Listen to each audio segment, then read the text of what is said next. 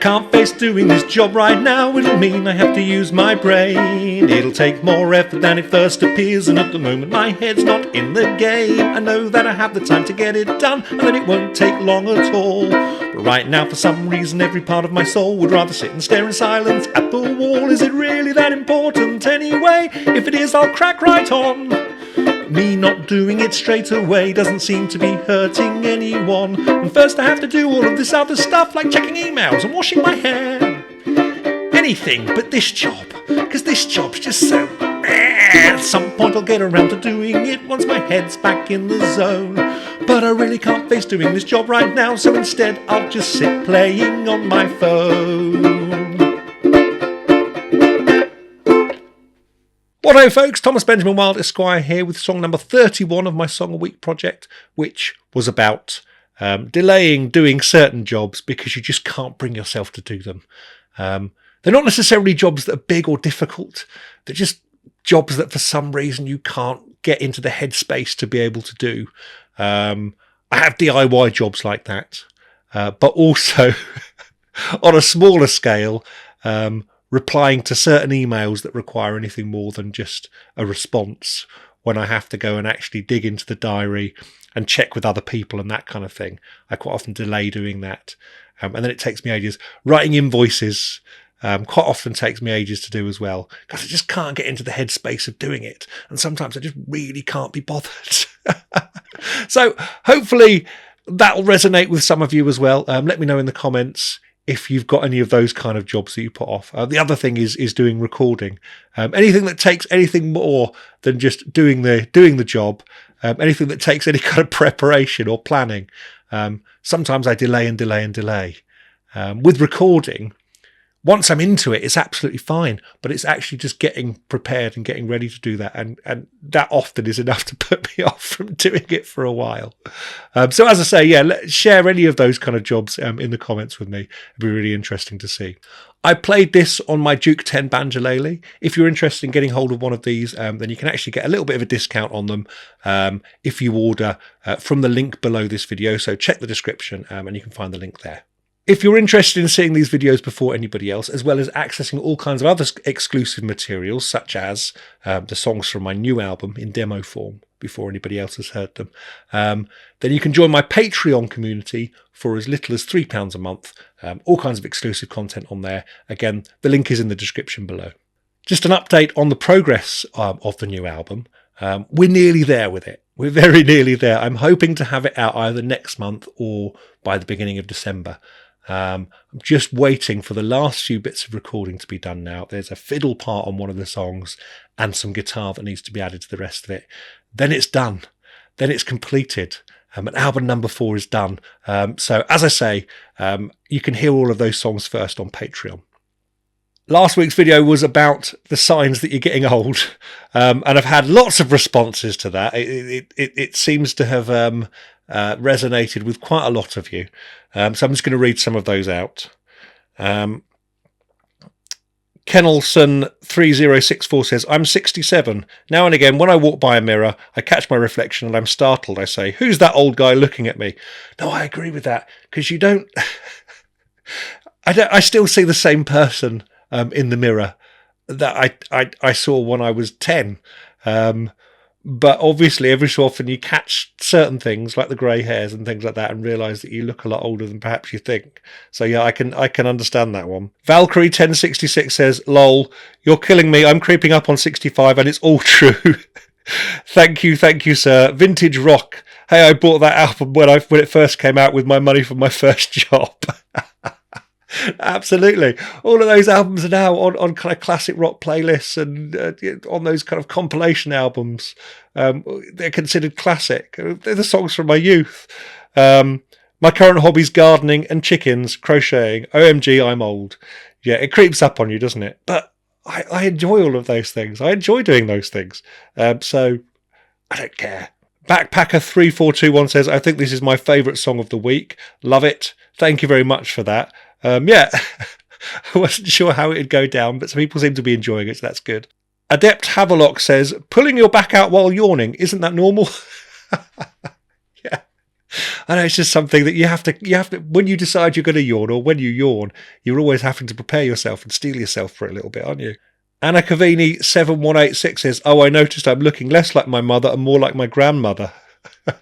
Yeah, that's it, isn't it? Where you certainly start getting past that point where actually you feel like you're looking like your parents, and you start verging into kind of grandparent territory.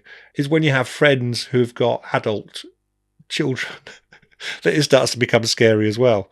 I remember when I was teaching at the college, the first year that someone I went to school with, kid, came through the college. I mean, because the college I worked at was 16 plus. And so when I had someone whose name I recognised coming through the department and realised that it's because I went to school with their parent, that was a scary moment. AJB2K3 says, 90s were the last great decade for music. I would have to agree with you there.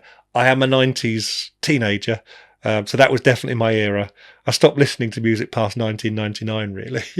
So, yeah, I probably have to agree with you there. Zoso14892 says, "Oh, I'm so glad to hear you say it started as a Halloween song, because that was the vibe I was getting." Yeah, absolutely. I wrote it in a minor key, thinking that I'd write about kind of something spooky, and that's what it turned into.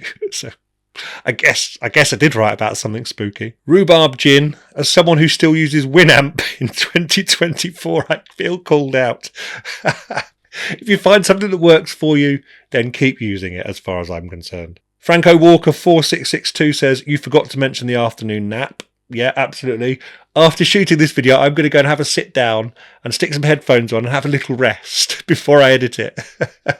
So yeah, absolutely. Afternoon naps. Not always, but I do enjoy them, particularly at weekends, after I've had a big meal. Commander Ernie Paul says, "I like how the last 4 songs work together as a concept. Signs you're getting old, attempting to meet friends. That's not how it works anymore. And these old streets." I hadn't really kind of considered that, but yes, I guess they do. God, is that because I'm just writing about the things I know now? And getting old is one of those things. That's depressing, isn't it? Annie Henderson 2434 says, "Oh, I absolutely love this. I just turned 64 yesterday, so it's deep feeling of being past it. Also quite enjoy the Halloween music style. Curious as to what the Halloween subject matter would have been." I really don't know. Something about ghosts and skeletons and graveyards, probably. I had some vague ideas on it, came up with a bit of a tune, and It'll Happen to You kind of stuck with that.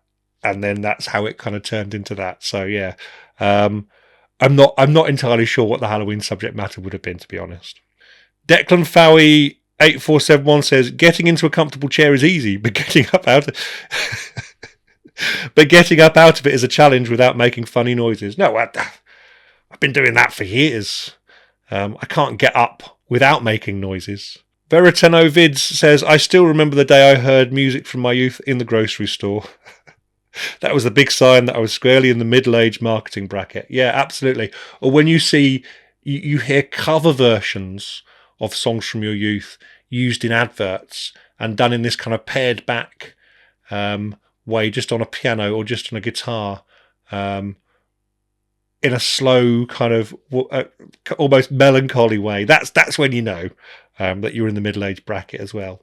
When they're used in adverts that are about things like cars and house interior design, John Lewis adverts, supermarkets. Yeah, absolutely.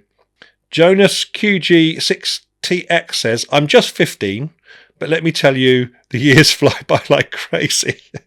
It might sound dumb to hear this from someone so young as me, but if no one would tell me I couldn't tell that my 12 birthdays is now over 3 years ago. Yeah, I know. God, people from a young age now experiencing this as well. Yeah, I still feel like my 20s was only about 10 years ago. I'm 44 now. So yeah, it only gets worse, unfortunately. Elfwood says, "I'm old enough that one sign of aging was when the music and presenters of my youth moved from Radio 1 to Radio 2. Absolutely. I do listen to Radio 2 now, and it's all the old presenters from when I was younger. Also, I used to think of everyone under 50 as youngsters. Now it's everyone under 60. I wonder if that trend will continue.